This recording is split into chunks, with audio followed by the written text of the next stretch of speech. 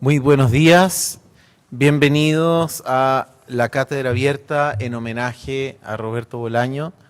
Hoy día tenemos a Antonio Tenorio con nosotros como invitado y nos es muy grato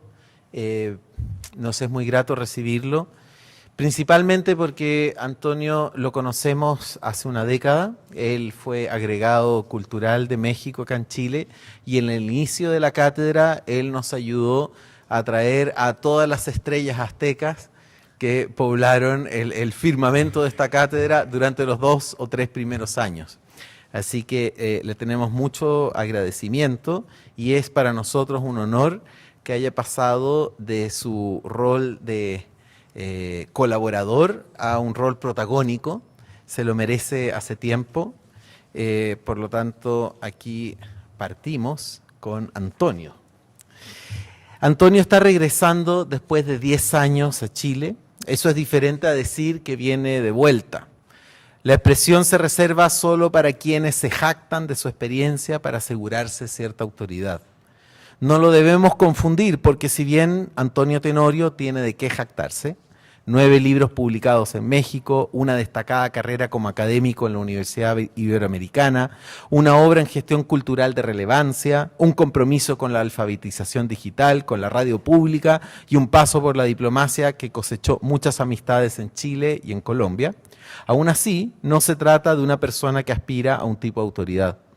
La verdad es que la mayor parte del tiempo es un aprendiz de escuchador, mientras que en confianza se revela como alguien que afila la lengua, la del idioma y la propia, con el propósito de pulir ironías. En su escritura suele confiar más en las preguntas que en las certezas. En la novela Más breve que una vida, del año 97, primera finalista en el premio Joaquín Moritz, el personaje central, el general Francisco Mujica, afirma: «¿Pero qué digo si todas estas historias ya se saben y no tiene caso que las cuente yo, aprendiz de escuchador?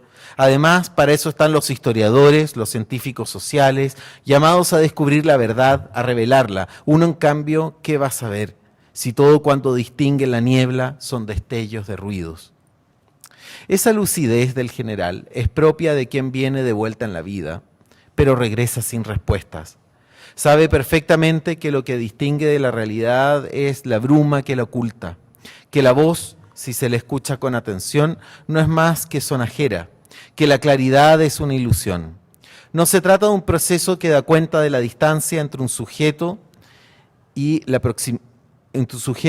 que lo intenta conocer, sino todo lo contrario. Es un extravío causado por la extrema proximidad.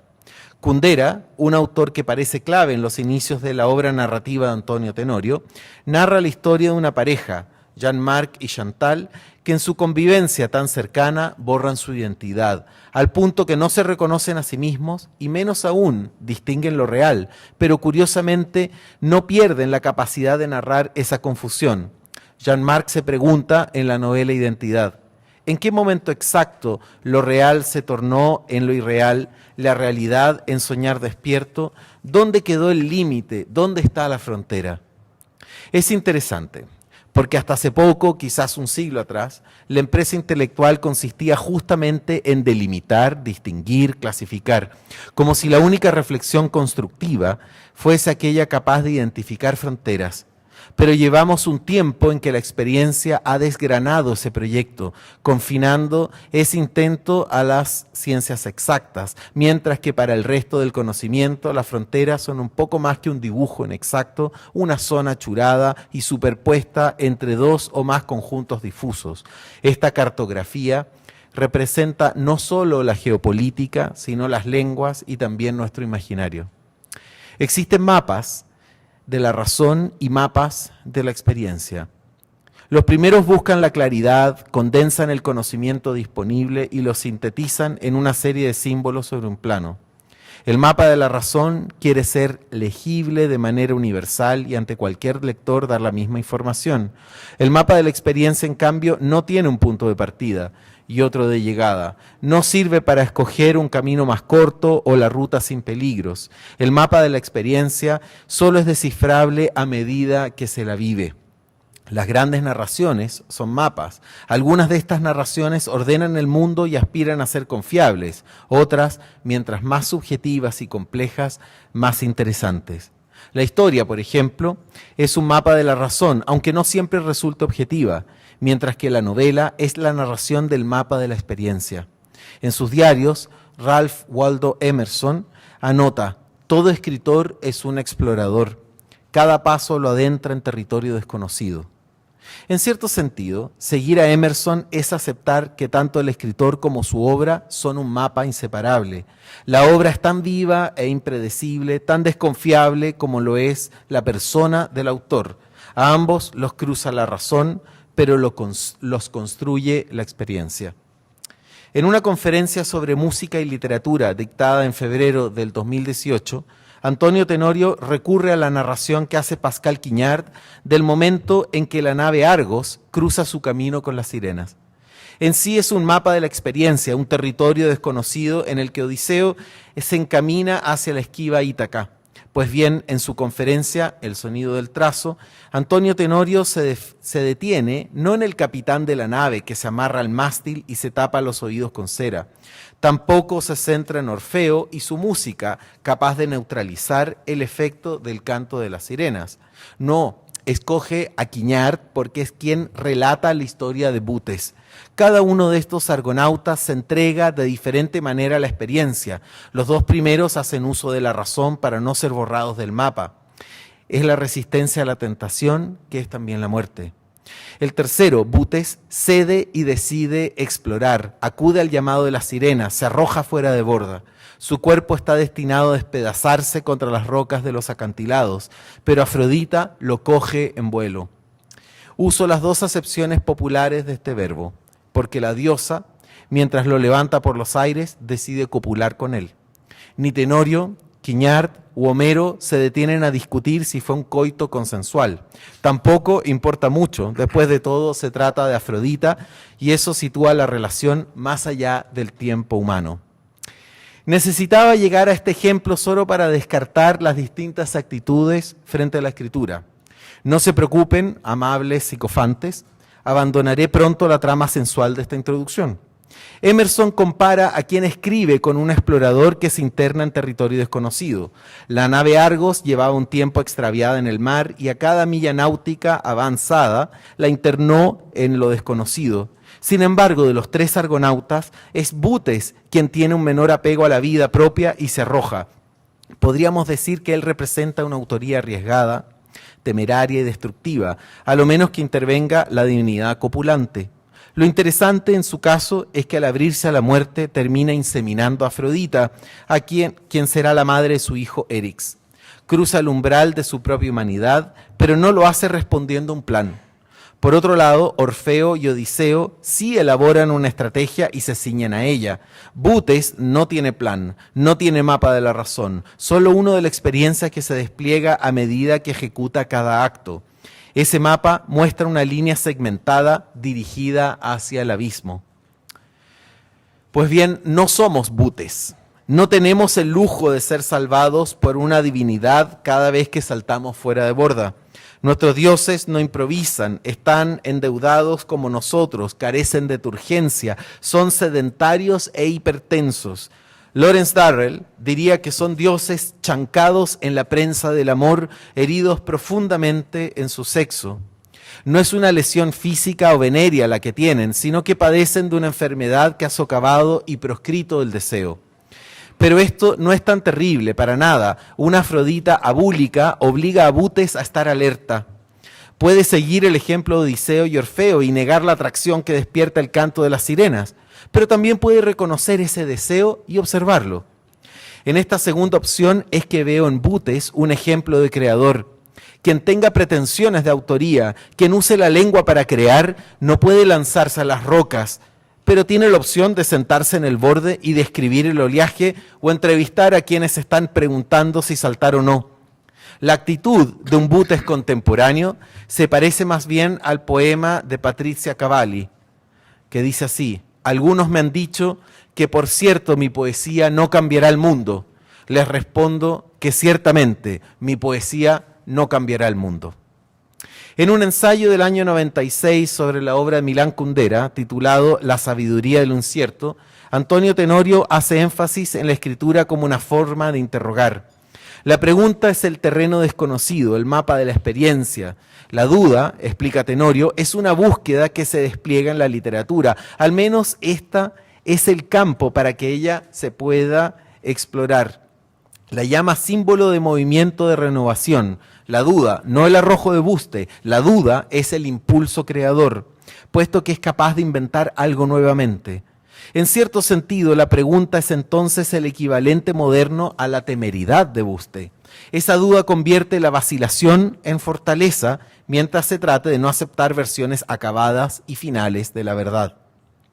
En el cuento La frontera del libro Pliegue de 2011, Antonio Tenorio da vida a un personaje a la altura de esa duda. Se llama Berti y está a punto de cruzar la línea amarilla de control policial o aduanero en un aeropuerto. Recibe una llamada en su celular, lo sacan de la fila, habla con su hija, la hija de su primer matrimonio. Ella no le hace una pregunta, eso genera mayor inquietud en él. Intuye que algo anda mal. La reticencia a hacerle una pregunta alimenta su duda. Debe cruzar la frontera, se distrae, ya cruzó el límite de su preocupación, pero sigue en la fila. Quizás ella le necesita y no se atreve a confesar su problema. Quizás sea él quien necesita sentirse requerido, útil, e imagina un problema, avanza a la fila, apaga el teléfono. La duda crece y no. La frontera nunca se cruza.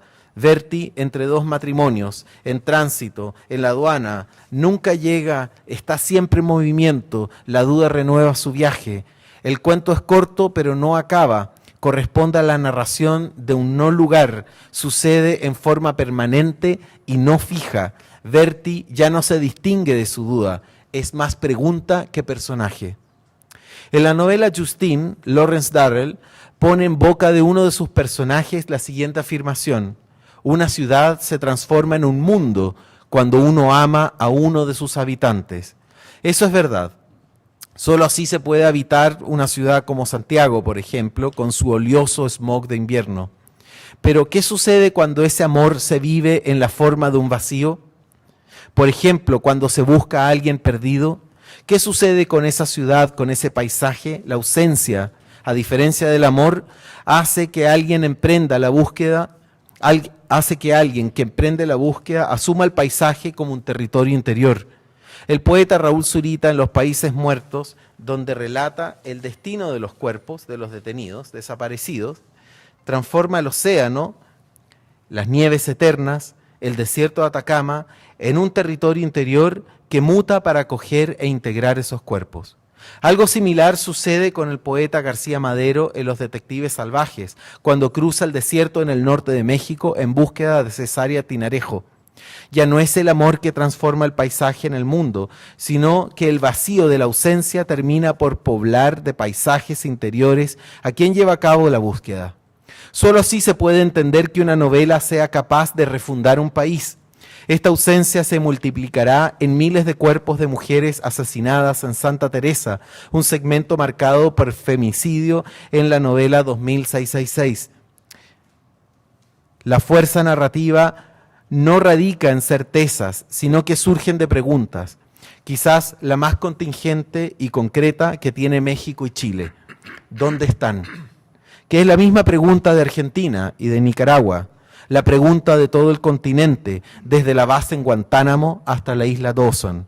Lo fundante ya no es la palabra, sino el signo de interrogación, el mapa de la experiencia que se despliega pregunta a pregunta.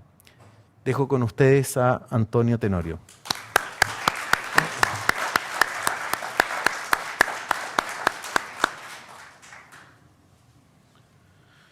Muy buenos... ¿Sí se oye? Sí, se escucha. Muy buenos días a todas y a todos. Comienzo con una incorrección lingüística, gramatical, que ha causado ámpula en la Real Academia de la Lengua. Y comienzo de esa manera para subrayar no solo la presencia de quienes desde lo femenino hoy hacen el favor de acompañarnos, sino también como un sencillo y sentido homenaje a la incorrección lingüística y vital del propio Roberto Bolaño.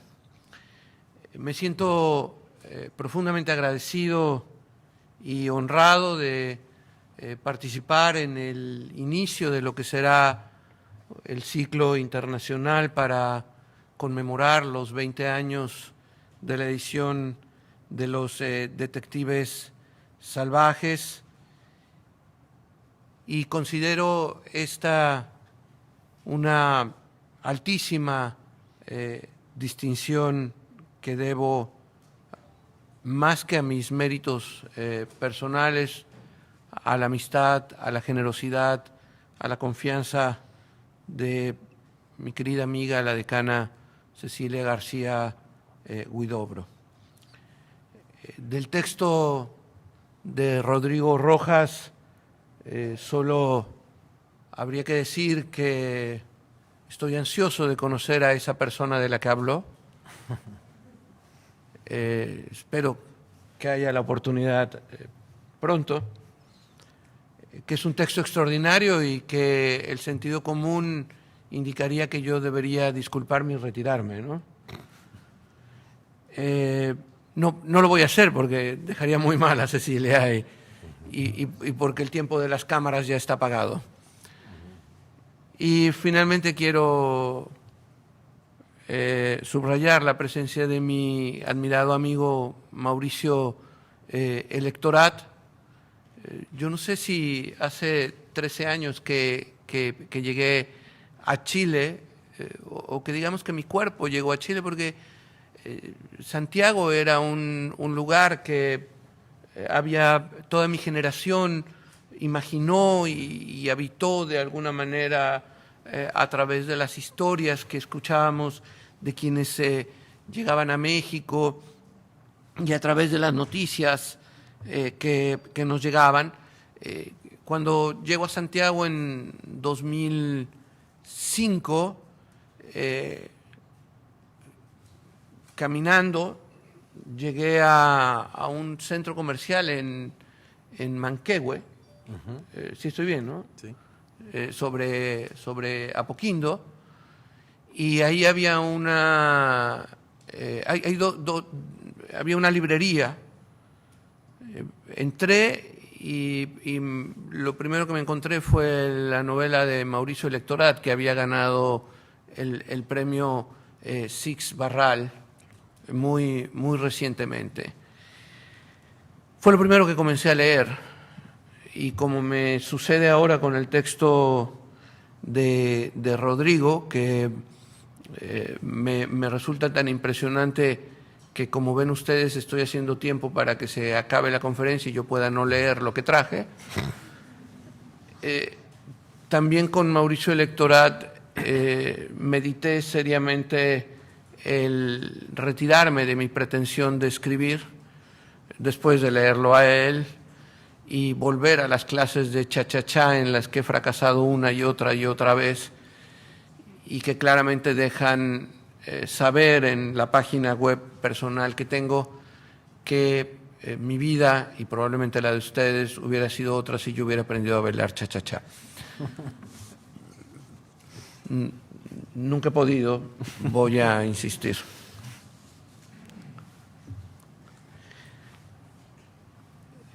Me llama mucho la atención, sigo haciendo tiempo, me llama mucho la atención que Rodrigo hable de mapas, de desplazamientos, de viajes interiores, y no por la manera en que el breve texto. Ustedes saben que los mexicanos nos gustan las cosas monumentales, ¿no?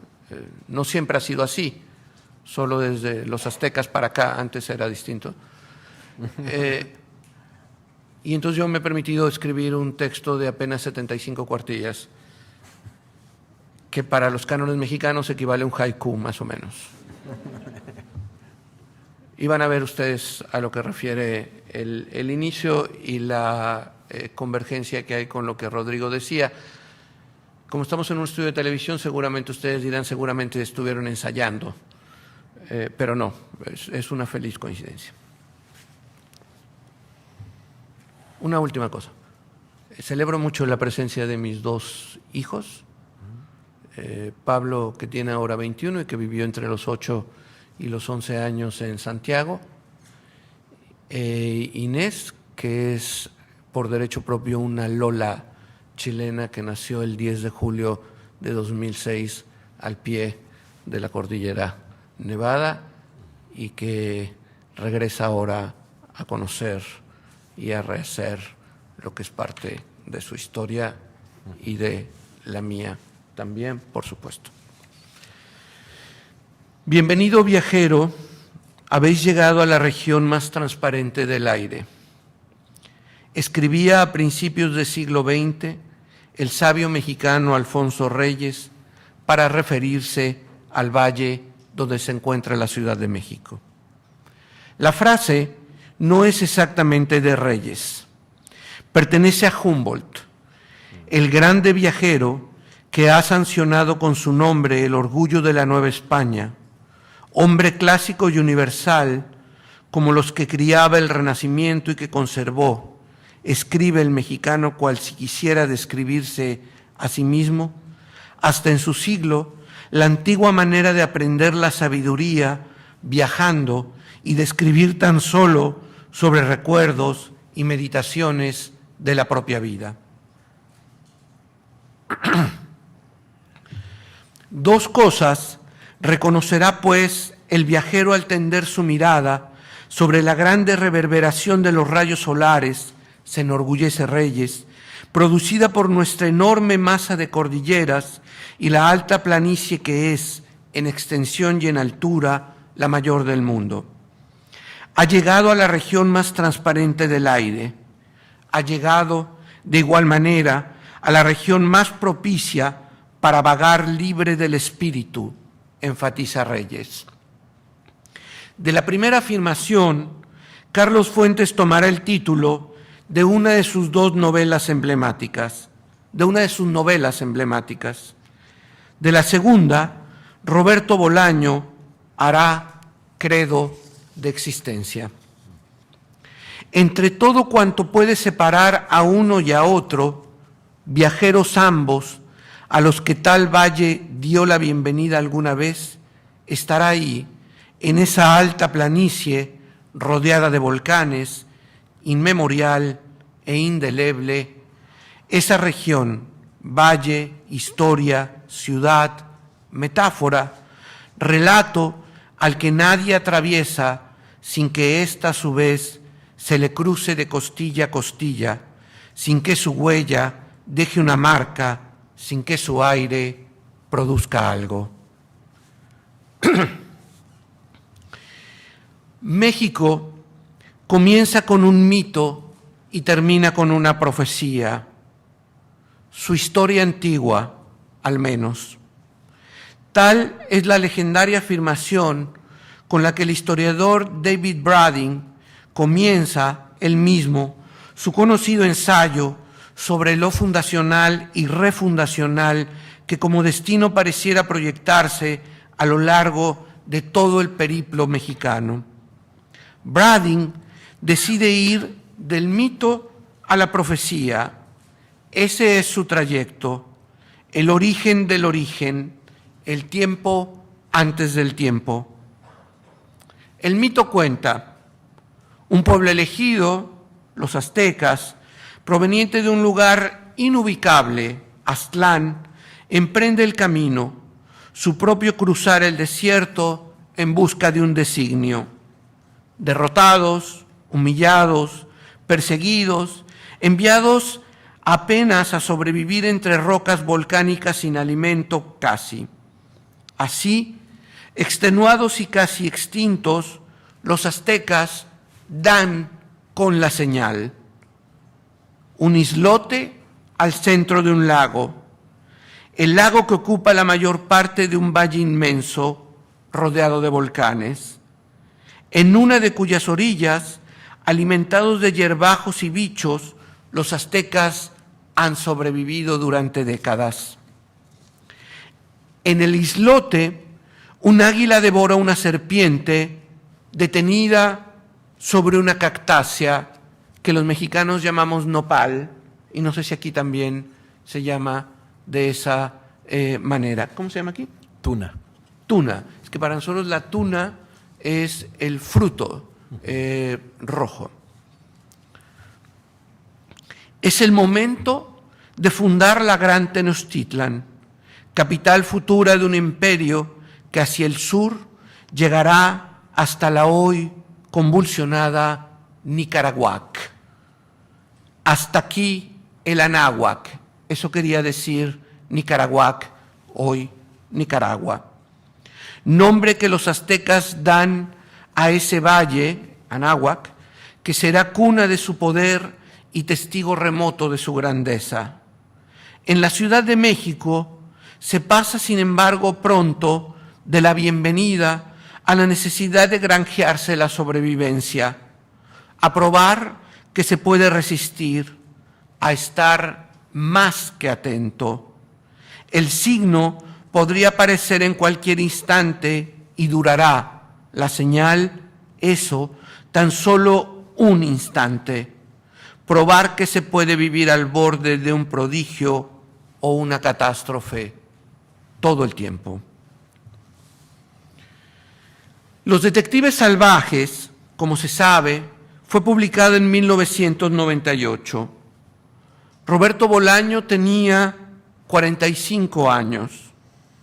Prácticamente de inmediato, apunta el poeta y editor mexicano José María Espinaza, recibió apoyo y simpatía de los principales escritores de su generación en España y América Latina.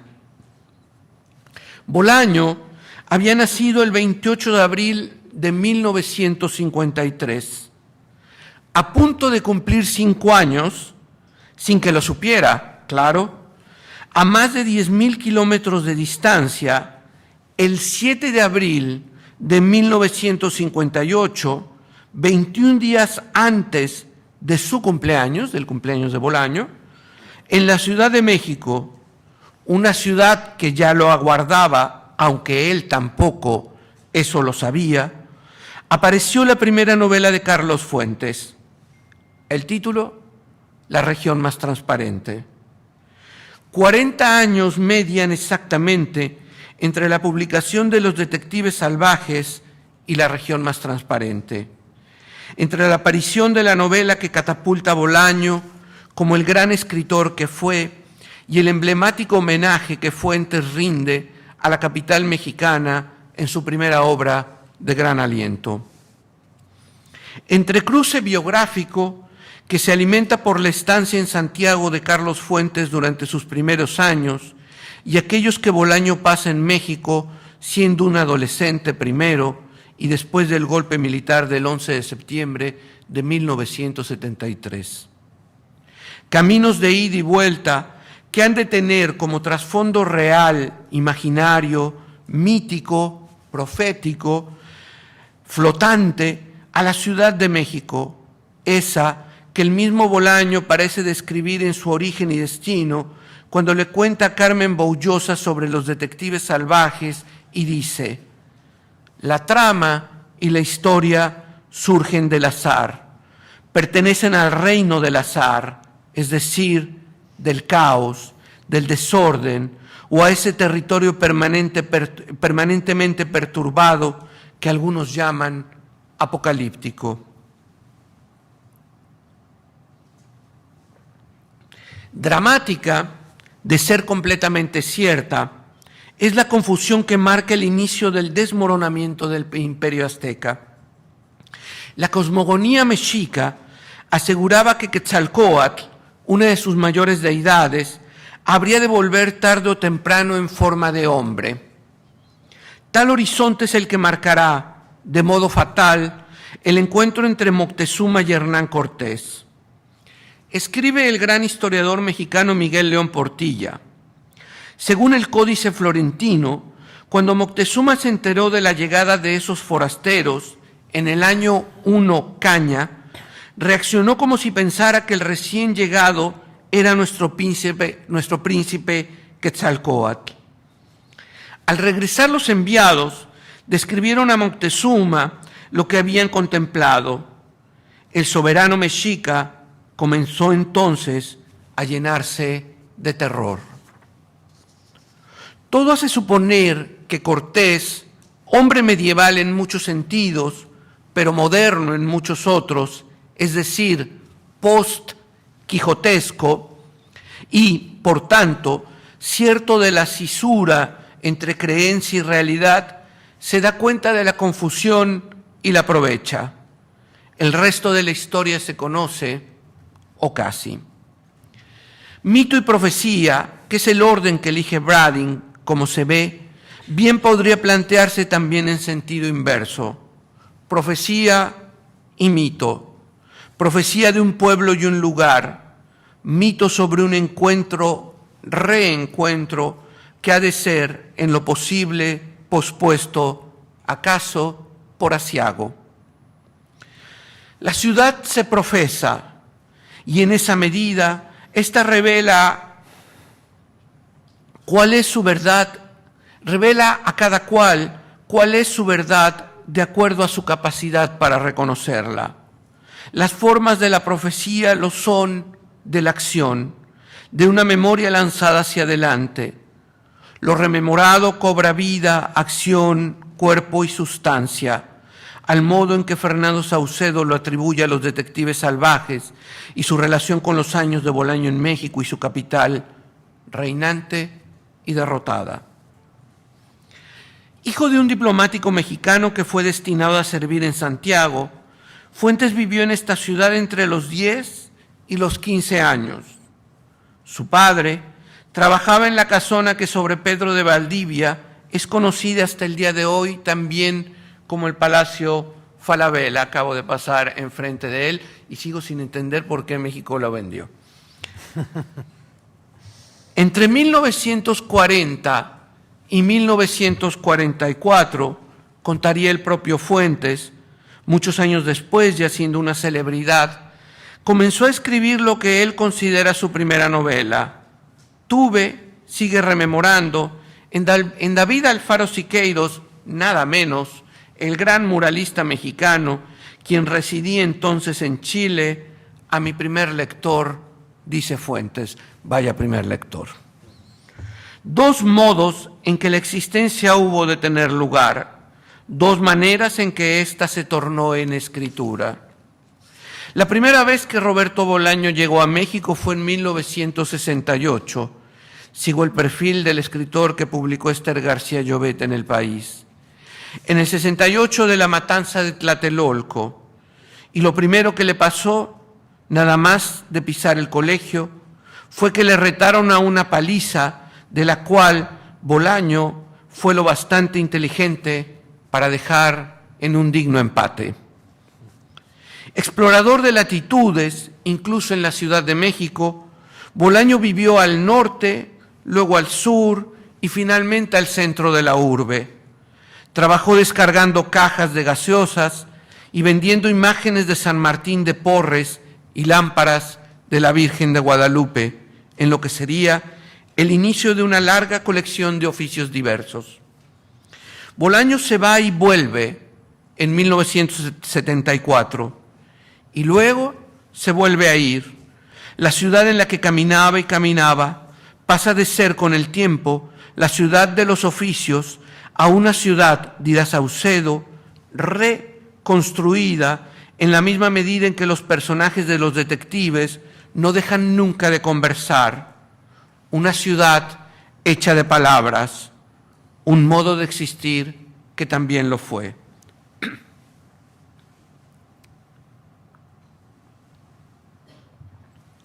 Antes de la llegada de Cortés, sobrevinieron en Tenochtitlan una serie de sucesos inauditos que luego fueron tomados como mensajes divinos. Una espiga de fuego en el cielo, se dijo, a lo que era un cometa. Un templo que se incendió sin causa aparente. un rayo que no tuvo sonido, una lluvia de estrellas, una marejada inusitada en el lago, normalmente apacible, el cadáver de un pájaro gigantesco encontrado en uno de sus bordes, la voz espectral de una mujer que lloraba y gritaba por sus hijos perdidos y que hasta el día de hoy se conoce como la leyenda de la Llorona. 8 sucesos conocidos hasta el presente como los 8 presagios de Moctezuma. La historia de la Ciudad de México es la historia de cada uno de sus desastres. Lo es también la de sus premoniciones y, por si esto fuera poco, la de la manera que la contradicción ha dejado sobre ella y su historia. Cito a Fernando Benítez. 3 años después de la derrota azteca, llegaban los 12 primeros franciscanos en 1524. El primer obispo, Fray Juan de Zumárraga, llegó en 1528. Zumárraga, por un lado, es el inquisidor y por otro, el humanista. Como inquisidor, quemó los códices en la Plaza Mayor y quemó también al cacique de Texcoco, tal como lo había hecho con las brujas de Vizcaya. Mas es el mismo individuo que es el mismo y no, si es que puede decirse así, el que salva la vida de miles de indígenas al lograr imponer la tesis de que estos, al ser recién conversos, no podían ser objetos de la Inquisición. Y no solo eso, a Zumárraga, el que incendiaba libros herejes, debe la Nueva España la fundación de lo que en cierto sentido será su primera universidad, el Colegio de Tlatelolco, el mismo lugar donde hace 50 años, en octubre, el ejército disparó sobre una concentración de estudiantes el 2 de octubre. Contradicción, la de Zumárraga, que no lo parece, desastre y confusión, tiempos sobrepuestos, ese continuo ir en pos de lo inacible, espacio del encantamiento, la inestabilidad y la apariencia, afirma Saucedo al hablar de los detectives, donde todo tiende, incluidos los personajes de la novela, por supuesto, hacia un futuro que es siempre pasado, rematará Roberto Brodsky al hablar de la obra de Bolaño. La ciudad no es sus personajes, la ciudad es en sí misma un personaje, el personaje. 3 dimensiones guían entonces los actos de este ser inanimado que a la vez se mueve en 3 dimensiones. La del espacio, por supuesto, la del tiempo, marca de un devenir que tiene al cambio como signo perpetuo, y amalgama de las dos anteriores, la del mito, relato transversal que más que antes o después va y viene de manera indistinta. La ciudad que devora y es devorada, animal que repta y se muerde la cola. A esta ciudad, personaje, consagra Carlos Fuentes su primera novela, La región más transparente. El triunfo de lo moderno, la revolución rural y barbárica, se ha sometido a los designios de un espejismo. 1954, la gran Ciudad de México y su modernidad, más a la manera en que la comprendió para Nueva York John Dos Passos y su Manhattan Transfer, que como en novelas posteriores tomaría Fuentes la voz de Faulkner. Mi nombre es Isca Cienfuegos, nací y vivo en México DF. Esto no es grave. En México no hay tragedia, todo se vuelve afrenta.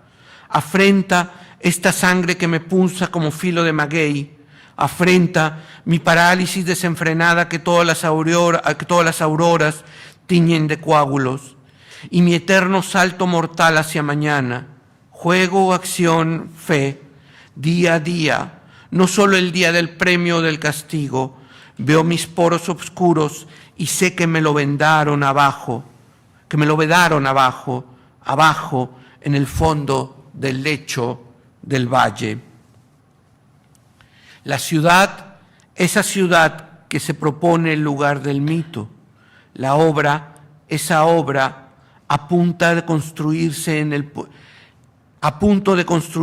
el puro lenguaje, el sitio de la vida. 40 años más tarde, no solo la ciudad será otra, el artificio de lo verbal también.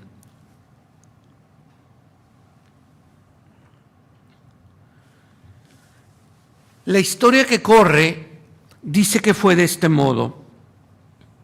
En esta ciudad hecha de trazos en el agua, hay un momento en que se cruza la línea y se precipita la desdicha, se dice.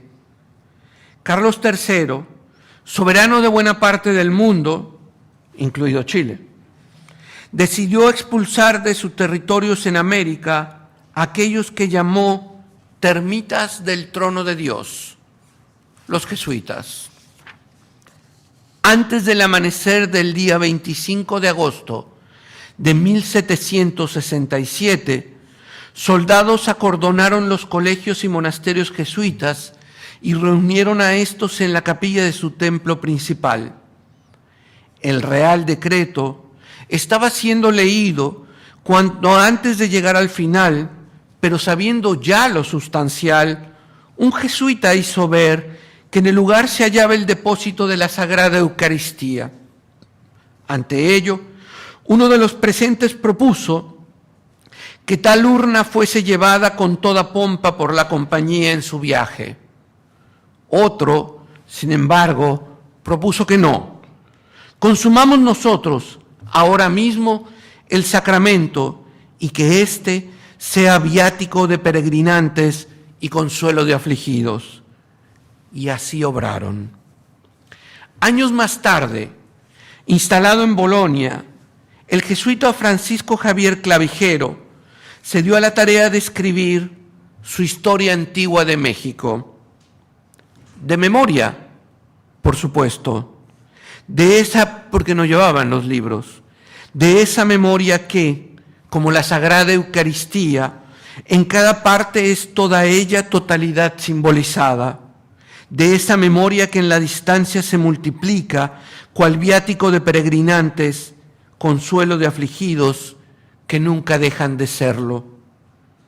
Como puede hacerlo un viajero, advierte el propio Clavijero, que juzga a ojo y hace de la escritura, su escritura, resabio de la mirada, precisión retrospectiva del ojo. Para quien crea, sienta, perciba que hablo de Bolaño, atina.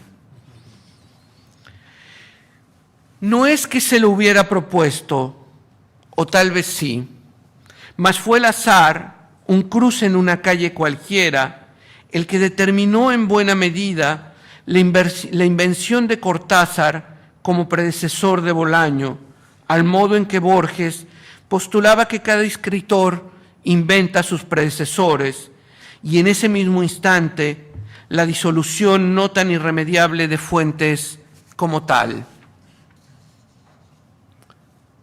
Es Celina Manzoni quien escribe.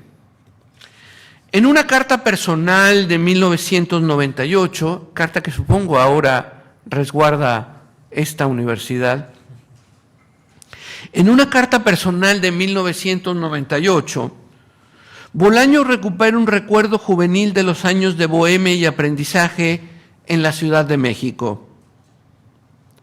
Dice la carta: con Auxilio, ese personaje inspirado en Alcira, la poeta mexicana que vivió en los pasillos de la Facultad de Filosofía y Letras, con Auxilio, ahora que lo pienso, me pasó una cosa bien interesante. Esta es una construcción gramatical absolutamente chilena. Me pasó una cosa bien interesante. Íbamos caminando por México DF.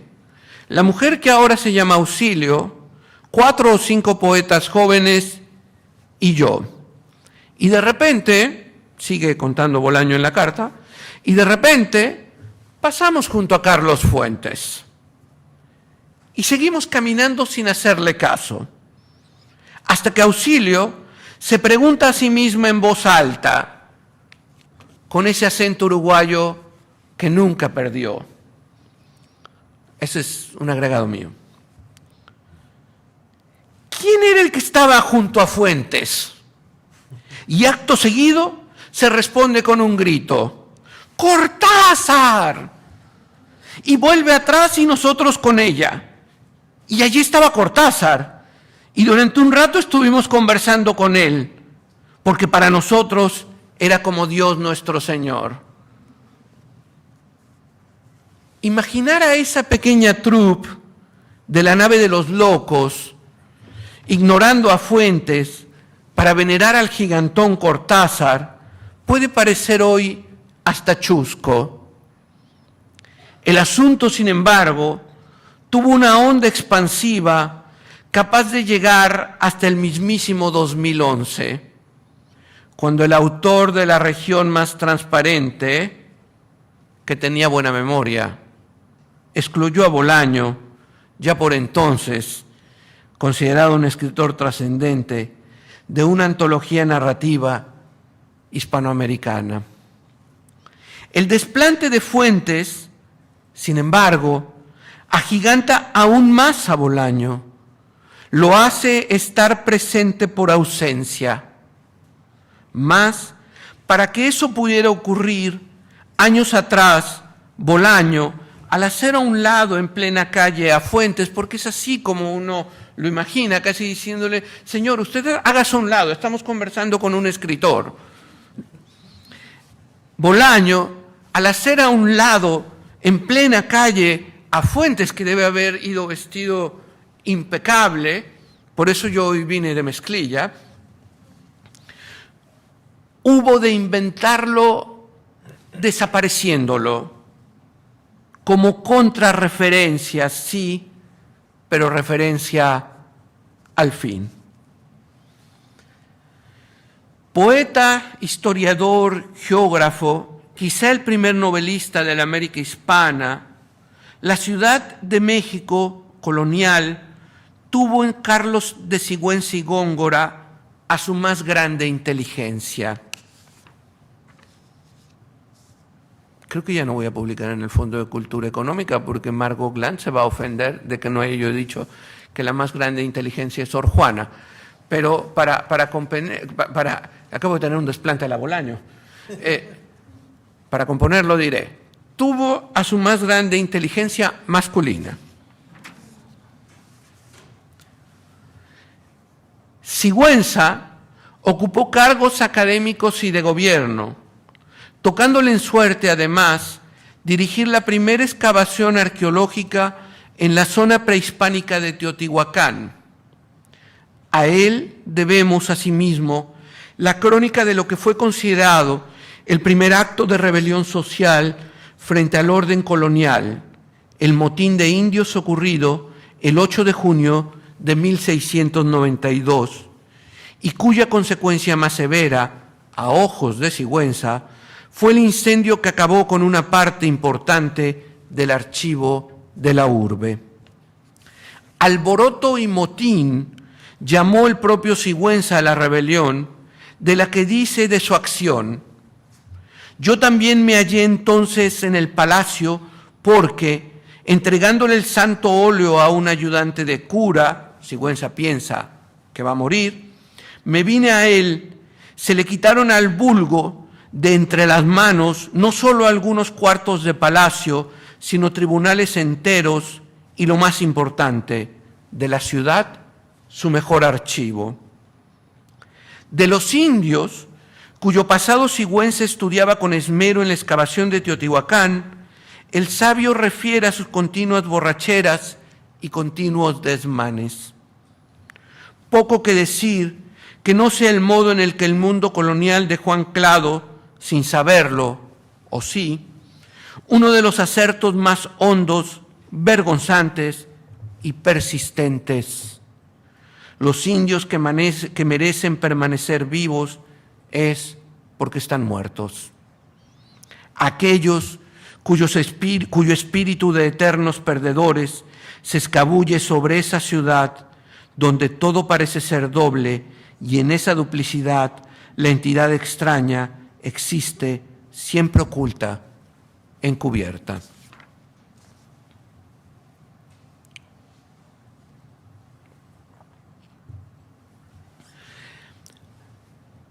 Roberto entendió muy bien que se puede hacer arte sin tener obra, relata Juan Villoro. Puedes tener una vida poética, una existencia que te lleve a revelaciones importantes, sin que eso sea una obra reconocida por la sociedad. Muchas gracias. Para luego darle forma, Villoro, a esa misma idea plasmada en Los detectives al señalar que Bolaño escribe de poetas que indagan el reverso de las cosas y transforman la experiencia en obra de arte. Villoro y Bolaño se conocieron por un premio. Cito a Villoro. Se refiere a Bolaño, él había obtenido un tercer lugar en poesía y yo un segundo lugar en cuento. Tenía el pelo alborotado por un viento imaginario, lentes redondos y un cigarro en la boca. Esta es la voz de Bolaño. Me dieron un tercer lugar, aunque creo que más bien merezco una amonestación. Comentó con sarcasmo. Villoro testimonia. Nos hicimos amigos de inmediato. Muchas son las afinidades entre Villoro y Bolaño. Quiero, en la prisa de estas notas, destacar una sola, un eslabón en la cuenta de los años entre 1958 y 1998. Un eslabón pequeño, pero férreo y persistente. Augusto Monterroso. Mordaz y reticente a la fama, cargado de una acidez no amarga. Autor de libros duraderos, como lo nombra el escritor Álvaro Uribe, a contrapelo de la idea monumental de una vida dedicada a construir una obra al modo de Fuentes. Monterroso gustaba declarar, para frenesí de Bolaño, me gusta imaginar a mí, que él, Monterroso, que con cada libro no tenía por propósito otra cosa, esto es textual, que combatir el aburrimiento e irritar a los lectores. El que les deja a sus discípulos la última palabra, el maestro insuperable, como lo nombra Uribe, el excelso, como en forma de personaje, de su personaje Pancracio Montesol, le llama Bolaño, aquel del que toma, para mayor y más expreso homenaje, el epígrafe de la literatura nazi en América, es, por supuesto, Monterroso. El 21 de septiembre de 2018 se cumplirán 40 años de que unas excavaciones rutinarias para colocar cable telefónico permitieran encontrar de forma accidental e intacta una gran pieza prehispánica tallada de nada menos que 8 toneladas y 3,5 metros de diámetro. Es una pieza redonda. Al centro, una mujer desnuda y destazada, Koyolxauhqui, la diosa de la luna. El descubrimiento llevó a uno más grande, el Templo Mayor, parte del cual está hoy a la vista a un lado exactamente de la Catedral Metropolitana de la Ciudad de México. Reconstruirlo por completo es imposible. Su parte principal permanece justo debajo de la nave central de la iglesia. El pasado del que nace más pasado puede estar debajo, puede estar dentro, puede estar enfrente. Fuentes lo resume así en El Naranjo o Los Círculos del Tiempo. Yo vi todo eso, la caída de la gran ciudad azteca, y al día siguiente de la derrota, con las piedras de los tiempos indios, comenzamos a edificar las iglesias cristianas. Quien sienta curiosidad o sea topo, encontrará en la base de las columnas de la Catedral de México las divisas mágicas del dios de la noche, el espejo humeante de Tezcatlipoca. La ciudad y el tiempo de sus piedras, su lenguaje, su eco, para quien sepa escucharlas. Una ciudad yace debajo de nosotros, también enfrente, a un lado y por encima. No es un aleph, más parece un nudo en el que todos los hilos se conectan con todos, sin principio ni fin. Un rizoma, dijera Deleuze, un nudo, digo yo, menos versado que el filósofo francés. Un nudo de cuyo interior puede aparecer cualquier cosa, incluso esa mezcla entre argonauta y topo que parece ser Arturo Belano, incluso él.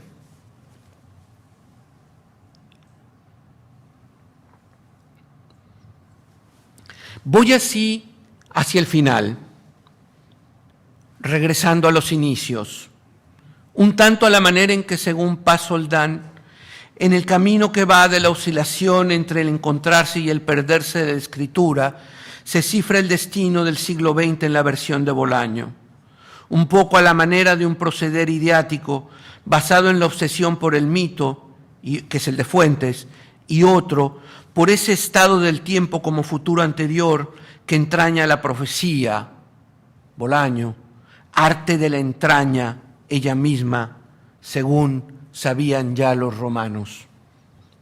El mito escribe, dicta, se apresura a narrar. La profecía lee. Es voz del tiempo posterior que se cuela por entre pequeñas rendijas que identificaremos en Bolaño como leves rupturas de la percepción de lo real. La región más transparente comienza con un largo monólogo.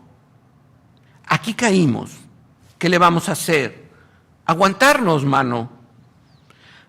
A ver si algún día mis dedos tocan los tuyos. Ven, déjate caer conmigo en la cicatriz lunar de nuestra ciudad. Ciudad puñado de alcantarillas, ciudad cristal de vaos y escarcha mineral, ciudad de presencia de todos nuestros olvidos. Los detectives comienzan en cambio con un epígrafe. ¿Quiere usted la salvación de México? Respuesta, no. Autor, un condenado, Malcolm Lowry. Un epígrafe, una fecha, 2 de noviembre. Yo llegué el 1 de noviembre a Santiago. 2 de noviembre, Día de Muertos en México, y 3 líneas. He sido cordialmente invitado a formar parte del realismo visceral. Por supuesto, he aceptado. Me sentí tan identificado con eso. Pero algún día escribiré, he sido cordialmente invitado a participar en la Cátedra Bolaño. Por supuesto, he aceptado. No hubo ceremonia de iniciación. Mejor así. Enseguida, la fecha del día siguiente, 3 de noviembre. Mito y profecía son registros de anunciación. La primera, como escritura fundante. La segunda, voz de la corroboración de que más allá del tiempo no hay nada. A ello se ha de llegar, al tiempo, a su devenir cuyo futuro ya es su propio pasado desde antes. Queda leerlo, avanzar, hacerlo hablar, darle voz para que no se petrifique.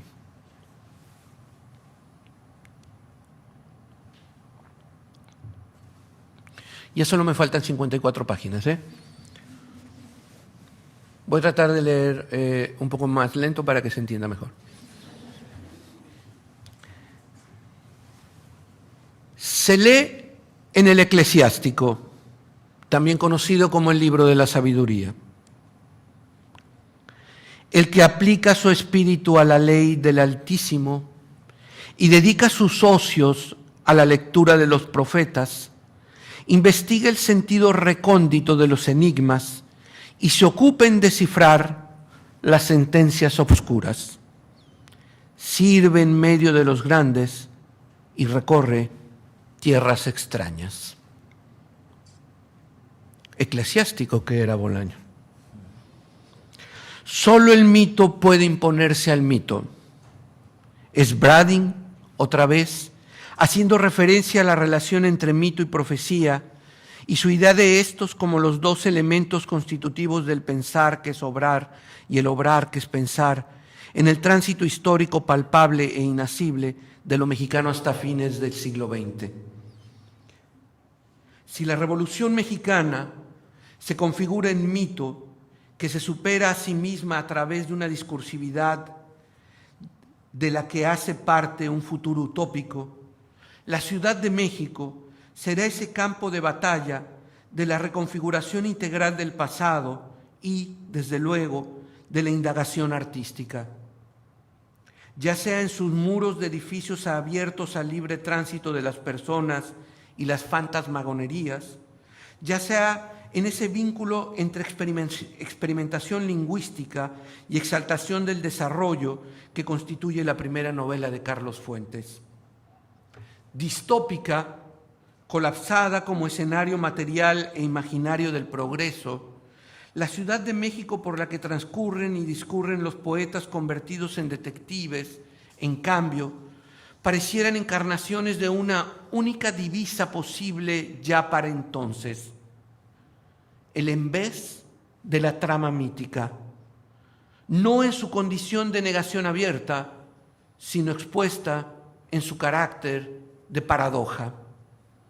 Mientras la escritura como mito que va en pos de asirse a la imagen emblema de la ciudad, pretende forjar una nueva comunidad de paseantes lectores pensantes lectores paseantes, en la que el arte tome el lugar de la vida, 40 años después, trasquilada esa ilusión de imagen emblema depositada en la ciudad, la atomización del cuerpo social, metaforizada en estos personajes solitarios y errabundos, se erigen nuevas rutas sobre un espacio que no es más que la multiplicación de fisuras en la realidad del espacio urbano, en cierto momento estable, por donde comienza a filtrarse la certeza de la existencia de otra realidad inestable, extraña, un río oscuro que se va transformando el rostro familiar de las cosas y la gente en algo siniestro, como señala Saucedo. A diferencia de lo contemporáneo, Bolaño lo es, Fuentes no, en la que la experiencia del tiempo se encuentra espacializada en una suerte de cartografías, fragmentarias desde luego, toda cartografía lo es, de presentes caleidoscópicos y continuos, la escritura anterior, anclada en el mito, hallaba en el presente, un vector organizante de futuro. Hoy, en este presente en el que reluce la presencia de Bolaño, no solo se ha renunciado a la visión totalizante y se ha asumido de buen ánimo lo fragmentario desposeído de pretensión de prosopopéyico futuro, en el que las nociones de novedad que tanto entusiasmaron a Fuentes y su generación han sido desplazadas desde la profecía que no es futuro más, sino presente, por la indagación caminante, es decir, en permanente desubicación de estrategias para lograr hacer inteligible, así sea por un instante, un tiempo, que es proliferación de tiempos y caos dentro del caos. El porvenir vino y se fue. Ese es el sitio, a mi parecer, desde el que se relacionan Bolaño con Fuentes, el sitio de la paradoja de una profecía que ya fue. Lejos están los detectives salvajes de pretender erigirse como una reescritura desde los márgenes, los espacios en blanco o el interlineado de la región más transparente, al modo que lo hiciera un escritor por el que profesamos mutuo culto, que es Coetzee. lejos incluso Bolaño de plantearse cerrar el ciclo abierto por la afirmación moderna de la escritura moderna, del escritor moderno que Fuentes buscó a toda costa hacerse de sí, hacer de sí. Paradójico, pues, que el bardo de esa gran ciudad de México, en pleno tránsito entre el siglo XX y el XXI, sigo a Christopher Domínguez, en el razonamiento, haya terminado por ser, para el lector contemporáneo, viajero del tiempo, el espacio y el mito, haya terminado de ser Bolaño y no Fuentes. Lo quiso ser Carlos Fuentes, asegura Christopher Domínguez, pero su vida cosmopolita lo alejó de una ciudad que le disgustaba y a la que, como Bolaño a su manera, prefería oír. Compulsivamente en Fuentes, selectivamente en Bolaño, ambos grabaron el habla de la Ciudad de México de una manera sorprendente. Misterioso, empero, resulta aún hoy saber qué vio el joven Bolaño en la Ciudad de México, tan maldecida por sus habitantes mediante una suerte de orgullo invertido. Quizá eso, tal vez la capacidad de Bolaño consistió justamente en eso, en ver por entre las costuras de esa ciudad mítica y profética y mítica, un modo de desandar el camino abierto por Brading y la idea de que necesariamente se va del mito hacia la profecía, de reconocer, como el mismo Bolaño lo decía al recibir el Rómulo Gallegos, que saltar al vacío, meter la cabeza en lo oscuro, supone el peligroso oficio de saber caminar hacia atrás mirando hacia adelante, es decir, de la profecía al mito. Porque es ese y no otro el sentido recóndito de los enigmas, el camino sobre el que quizá logren ser descifradas algún día las sentencias obscuras. Muchísimas gracias por su infinita paciencia.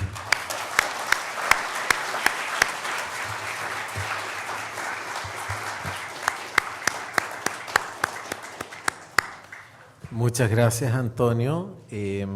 Tenemos un par de minutos para responder preguntas, pero por favor no se impacienten. Algunos de ustedes firmaron un boleto que les da derecho a participar a un sorteo.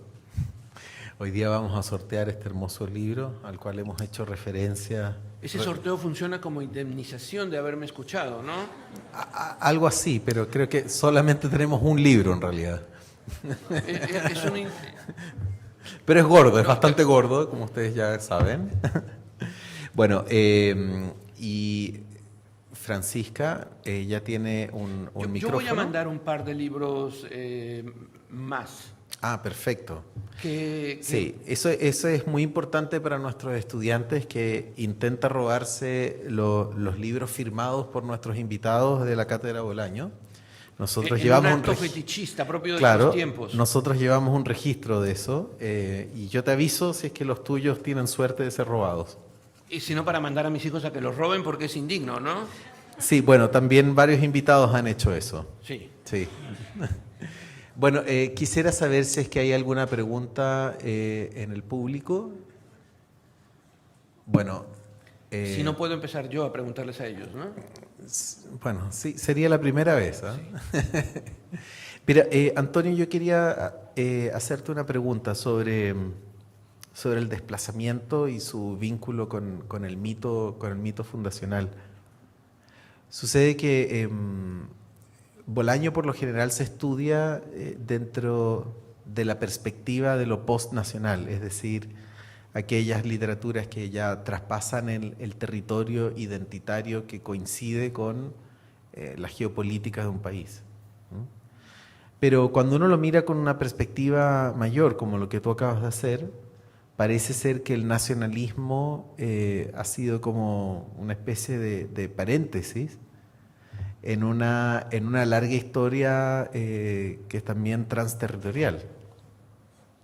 Que al parecer, digamos, el asunto de las literaturas nacionales es un lunar de 200 años, o de 100 en realidad, de 100 años, y que lo natural es que la gente se desplace, los pueblos se desplacen y que los países, más bien digamos las comunidades, inventen sus mitos fundacionales en función de una especie de una diáspora, de una diáspora. Y tú lo señalas muy bien al mostrar la diferencia entre Fuentes y Bolaño. Fuentes no sufre una diáspora porque está en constante movimiento. O sea, su estabilidad es el no tener raíces como cualquier hijo diplomático. Sin embargo, Bolaño tiene que ajustarse y sobreadaptarse y agradar y luchar con el medio, y por eso, claro, quizás desarrolla ese oído tan atento y se transforma en ese mapa abierto a las nuevas experiencias. ¿Mm? Pero yo quería preguntarte sobre qué es lo que pasa, por ejemplo, en cuanto a la literatura, sobre todo en México, que tiene que ver ya con otro tipo de movimientos, que son esos migrantes que solamente pasan por México. ¿Mm? Que hay mucho de la literatura de frontera, del Paso, etcétera, de Tijuana.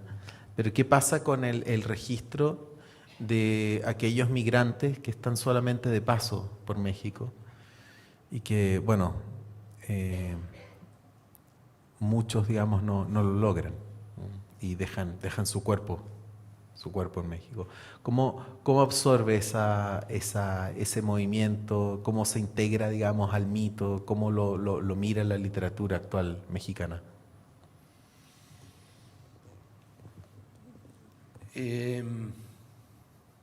La decana firmará el certificado de doctorado si logro contestar.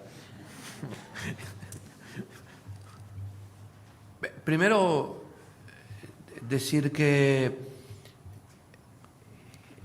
subrayar la condición de la paradoja hacia el final del texto tiene el propósito de poner sobre la mesa, de compartir lo que me parece que tendría que ser la brújula sobre la cual podríamos movernos en estos tiempos, ¿no? La paradoja como condición central y la paradoja como una explicación que es al mismo tiempo una explicación que se desvanece, pero que permite, pero que deja ciertas huellas.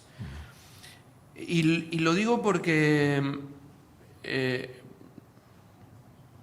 tratando de ser nacional, Fuentes se inscribe efectivamente en un tiempo en el que la posrevolución reconstruye la historia. Lo digo de esta manera. Paz, que sin duda es nuestro escritor más lúcido del siglo XX, señalaba que las revoluciones son siempre un movimiento doble. Las revoluciones son la ilusión de que se pueden saltar etapas en la historia, ¿no? De que se puede acelerar el camino de la historia y se puede dar un brinco hacia adelante, pero no dejan de ser nunca la construcción de un pasado idealizado del cual la revolución reinstaura como orden natural. Por eso es que el resultado cultural de la Revolución Mexicana va a ser tan potente y va a tener este anclaje institucional y en el imaginario con la grandeza cultural de la cual la revolución se asume como heredera legítima. En la literatura de Fuentes esto es clarísimo y es de ese modo como reescribe el mito. Tratando de ser, la paradoja es que tratando de ser nacional, Fuentes construye un México que no ocurre en el cotidiano, ¿no? O sea, por ahí lo digo en una línea que si hay oportunidad después de que el texto se lea con un poco de más calma, ¿no? Y sin que tengan la preocupación de si yo me voy a dar cuenta de que están cabeceando, se va a encontrar una línea en donde dice, Fuentes es una escritura que intenta sustituir a la vida, que intenta tomar el lugar de la vida. Fíjate que no digo realidad, para no meternos en ese lío, ¿no? Que desplaza a la vida y se coloca en ese sitio, y desde ese sitio enuncia lo que supone que es la vida. Y Bolaño, que yo ni lo conocí y mucho menos tuve la oportunidad de preguntárselo, pero me parece que es claro que no tiene una pretensión de enfilarse, ni está pensando si es nacional o no es nacional, sino un poco es como si él dejara hablar, y a eso me refería con que el mito escribe y la profecía habla, ¿no? Es una especie de posesión de voces que van formulando cosas, y sobre la propia formulación se va construyendo eso que está ahí como sustrato. Ahí me parece que hay que hay una paradoja. Segunda paradoja.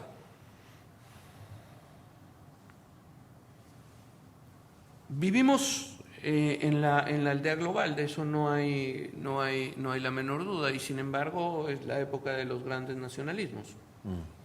Y de los nacionalismos además más retrógradas, ¿no? Y de expresiones que parecían estar absolutamente desconectadas de estos flujos y de esta posibilidad de que individuos, ideas, mercancías puedan transitar libremente. Coetzee alguna vez en la Ciudad de México, antes de ganar el premio Nobel, fue a la Ciudad de México a dar una conferencia y le tocó compartir la tarde con Saramago, con los dos, con Sara y con Mago. Afortunadamente no estuvo Ortega y Gasset, porque ya hubiera sido una multitud. Y le tocó compartir la conferencia con Saramago, ¿no? Estamos hablando, no sé, no voy a perder el tiempo tratando de recordar, pero antes del premio Nobel, cuando Coetzee era un escritor poco leído. Era un escritor que se leía en la academia. Sí. Entre paréntesis, esa es una de las funciones de la academia, ¿no? Leer a los que no están en las mesas de novedades antes incluso de que lleguen a las mesas de novedades, o quizá muchos de ellos ni siquiera van a llegar a la mesa de novedades. En Bolaño tenemos la fortuna de que es rescatado por Herralde y hace su camino. Pero bueno, entonces Coetzee comparte la tarde. No habían pasado muchos años del levantamiento indígena en Chiapas, y Saramago, bueno, abarrota la sala, ¿no? El 99% de quien va esa tarde va a escuchar a Saramago, y va a escuchar lo que ya sabe que va a decir Saramago, para complacerse de cuán inteligente es, porque adivinó lo que Saramago iba a decir, y además Saramago está de acuerdo con él, ¿no? Claro. No hay mayor prueba de inteligencia que coincida contigo un premio Nobel, ¿no? Y un 1% vamos a escuchar a Coetzee, y lo digo en plural porque reivindico mi derecho a la esquizofrenia, ¿no? Entonces voy, y los míos que me habitan, a escuchar a Coetzee. No, y Juan Villoro, porque Juan es quien presenta a Coetzee. Y Coetzee es una cosa muy impresionante. Lee un cuento. Sí, no le gusta hacer conferencias. Lee un cuento, claro, que después va a aparecer en Elizabeth Costello, ¿no? Sí. Pero antes de leer el cuento, hace una pequeñísima reflexión. Y dice, yo soy negro. Así empieza. Y uno ve a Coetzee, y es un holandés clavado, ¿no? Es rojo. Y dice, no hay manera de no ser negro en Sudáfrica. No hay modo.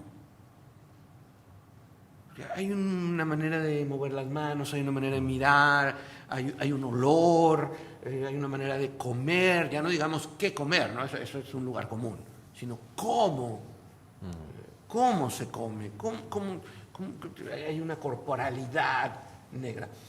Y digo todo esto para decir que así como no hay manera de separar el venir a una conferencia de Antonio Tenorio con un sorteo de un libro,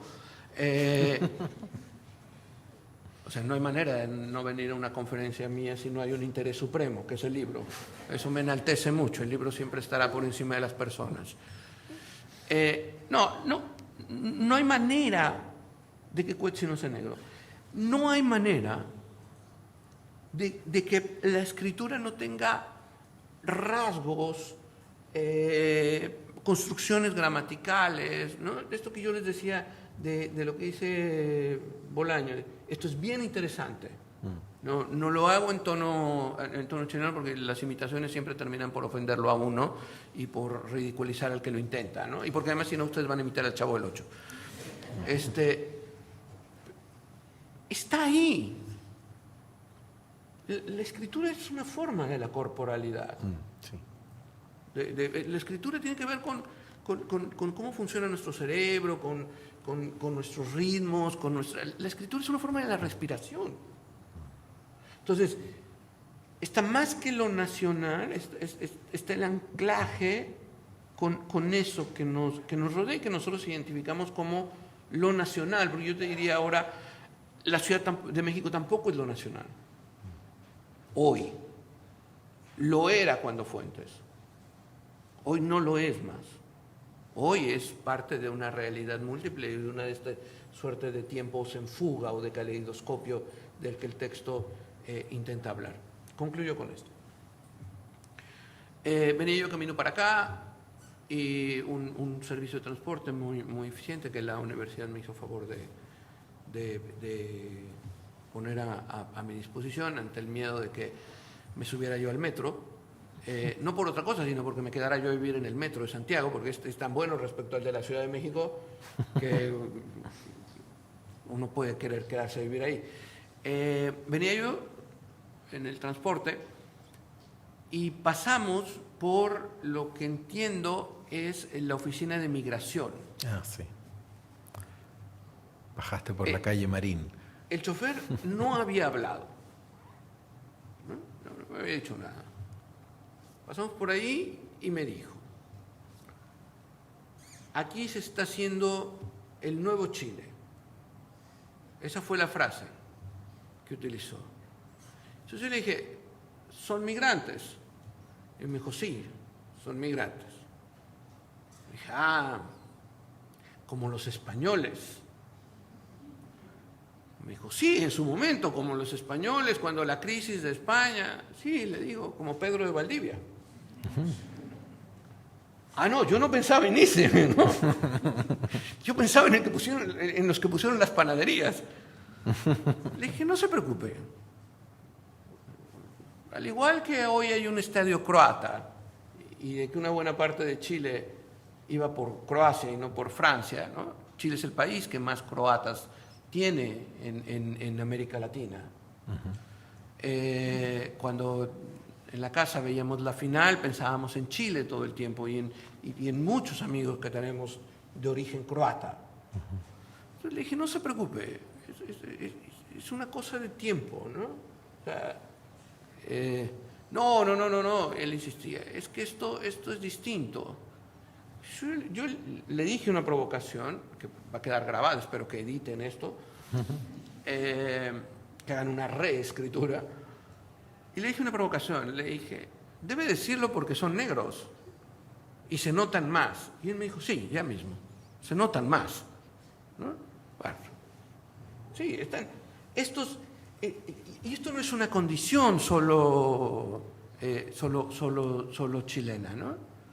Alguna vez, yo doy clases por si se les ofrece,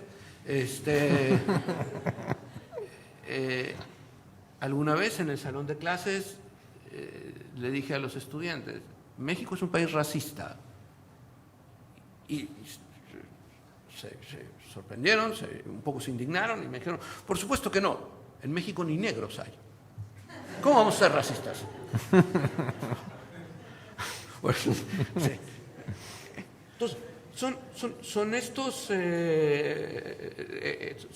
desplazamientos. Ahora, lo que me parece más interesante es cómo estos desplazamientos los capta Bolaño, y Bolaño logra construir una literatura en continuo desplazamiento. No solo porque sus personajes se están moviendo todo el tiempo, eso está ahí, es bastante claro, sino porque los registros sobre los que construye Bolaño esa realidad verbal son inasibles. O sea, yo todo el tiempo que preparaba la conferencia me preguntaba, ¿cómo es posible que una novela de ese porte, ¿no?, llena de tantas referencias locales, de calles, de palabras, de gestos, ¿no? ¿Cómo es posible que haya despertado no el interés de los lectores en español? Eso no me sorprende. El interés de los traductores. Lo que más me sorprende de la literatura de Bolaño es la euforia con la que los traductores la reciben. Pero yo creo que en este ejercicio de traslación que es la traducción está evidenciado esta propia inasibilidad de la escritura de Bolaño. En fin, no te respondí, pero pudimos conversar. Bueno, el micrófono sigue abierto por si hay alguna pregunta del público.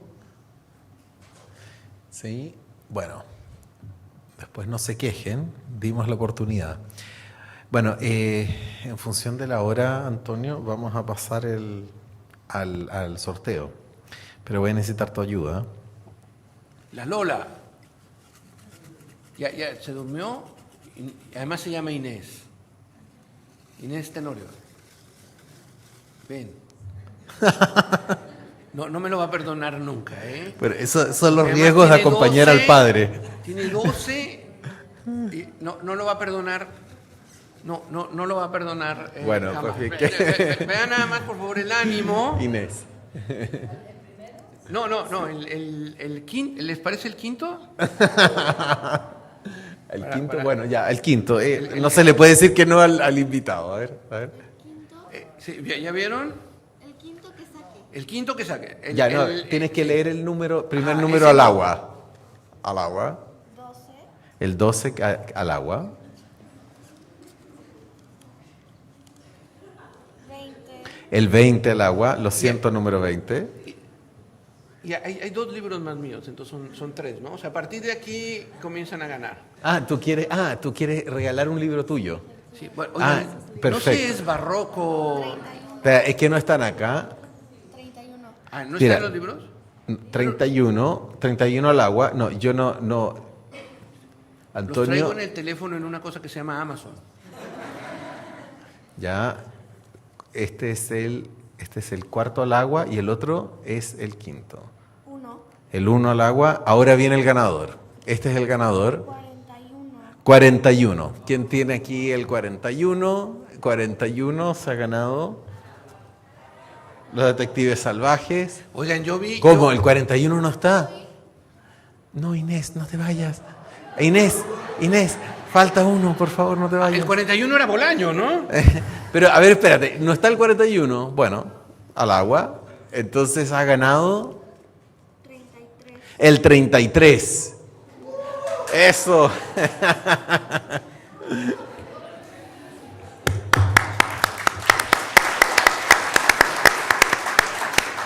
Mira, yo puedo certificar que este libro queda en buenas manos. Aquí está el regalo.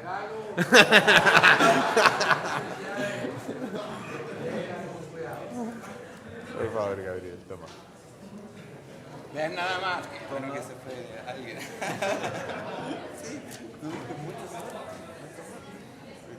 Ah, me pongo ahí, ¿verdad? Por favor, Antonio, ven por acá. Tapale donde dice Roberto Bolillo para que crean que Exacto.